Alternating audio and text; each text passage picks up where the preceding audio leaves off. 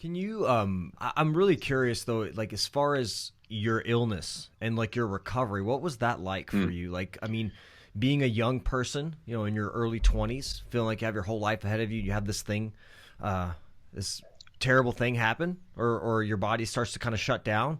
Can you tell us a little bit about kind of what that experience was like, and then how you recovered, how you got your strength back, and then, you know, your body back to where you could do these things like dance and martial arts? Man, that was a long process. That was a long process. I went from basically 200 pounds, fairly lean, to about 90 pounds, like a skeleton. 90 pounds. And 90 pounds, Wow. yes. And I clawed my way back up. It was very difficult. Like I would eat anything and just throw it back up again.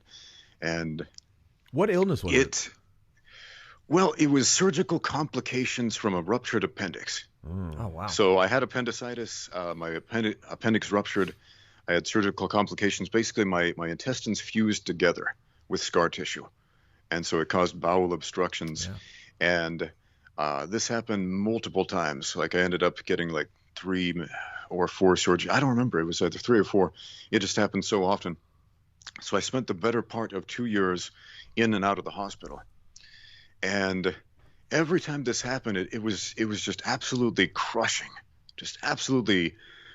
and depressing.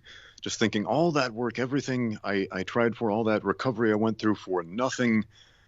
But I don't know, there was just like a little voice inside of me saying, I have to keep going. I have to keep going. I can't quit. I can't quit. It's not okay to quit, essentially.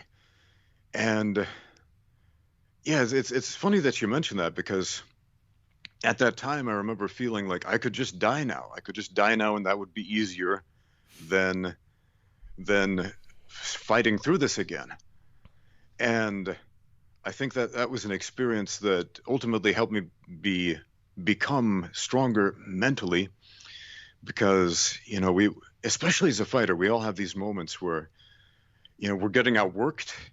Not out techniqued, but outworked, and it's very difficult, and the body just wants to quit because it's hard. But again, there's that little voice inside of you that says, "Don't quit, no matter what. Don't quit." Which, you know, it's not the same as tapping out. Obviously, you got to tap out at some time or another. But Sure. Yeah. But when you're being worked, you're right. It's like for me, I always think of it. It reminds me of almost like those old Looney Tune cartoons where you'd have the 2 guys sitting on your shoulder. You know, there's the one guy that's like, you know, hey, like take the easy road, just give up or whatever. And then there's the other guy that tells you to push through. But, you know, going through the near death, I had something that wasn't nearly as bad. I had a scary experience where I thought there was something wrong with my heart because of a faulty EKG. But in that moment, like, it's weird because things kind of get put into perspective. Mm-hmm. So, you know, after you got back to, you know, some sense of normalcy, you're able to like get back to eating and everything else. I'm just curious, what was that like for you? Like, did you have any moment where you had some sort of clarity of what was actually important to you through that experience? Yeah, man. I remember before that experience, I had this idea, like, life is supposed to be like this. You graduate high school, you go to college, you get a job, you move out there in the world and make something of yourself. And at this moment, so much of that normal life just fell away. It just seemed like, man, that's such an illusion. I mean, how am I trying to phrase this? Like, I remember just thinking, like, I have not done the things that I really want to do. Mm-hmm. Like, I've been focusing on what I feel like I'm supposed to do, as opposed to what yeah, exactly. Mm-hmm.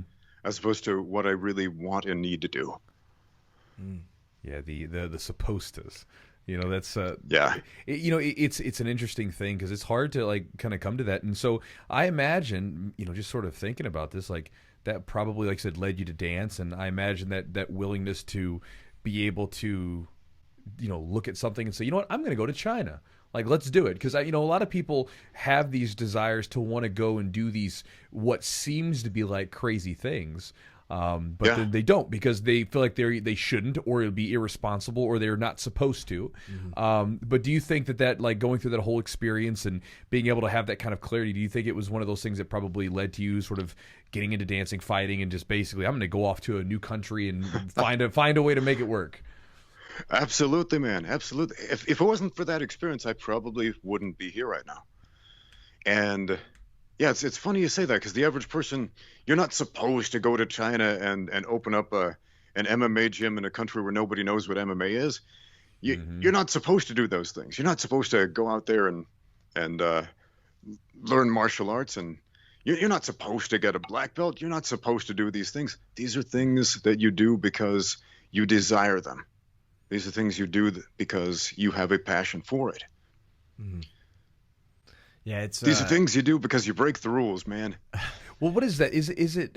Am I thinking? I could be thinking about it incorrectly. What is it? Nietzsche's work where he talks about the dragon.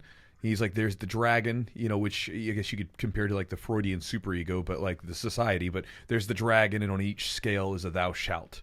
Right, like the rules that society tries to place on you, right? You grow up with it, where like you said, you have this picture of what life is supposed to be like, and then all of a sudden you're like, well, that's an illusion, because that's a story we've all kind of agreed upon, and it's not necessarily always true. Yeah, man, absolutely. I mean, that's one of the most common questions I get. Like, why did you move to China? How did you move to China? And ultimately it came down to, I bought a plane ticket, got on a plane, and flew over here. And that's not a very compelling story. I mean, people want a narrative behind that. Well,